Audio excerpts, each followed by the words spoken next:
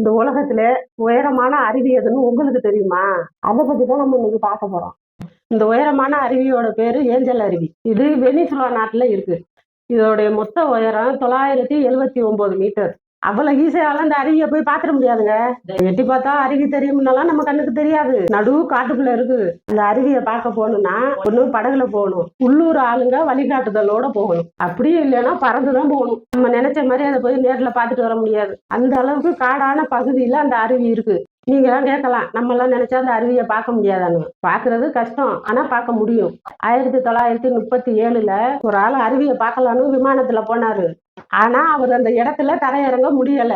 அதுக்கு காரணம் அந்த காடெல்லாம் கொஞ்சம் அடர்த்தியா இருந்ததுனால. ரெண்டாவது விமானம் கொஞ்சம் பழுதாயிருச்சு. 11 நாள் காட்டுக்குள்ளேயே நடந்து உயிர் தப்பி வந்திருக்காங்க. அந்த அளவுக்கு அது காடான பகுதி. இப்ப வரைக்குமே உலகத்தோட உயரமான அருவிங்கிற பேரை தக்க வச்சுக்கிட்டு இருக்கு.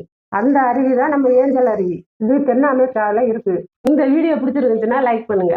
அப்புறம் ஒரு முக்கியமான கேள்வி, சூடான தண்ணி இருக்கு, சாதாரண தண்ணி இருக்கு. ரெண்டு தண்ணியில எது ஃபர்ஸ்ட் கூலிங் ஆகும்? இதுக்கான ஆன்சர் உங்களுக்கு தெரிஞ்சா கமெண்ட்ல சொல்லுங்க.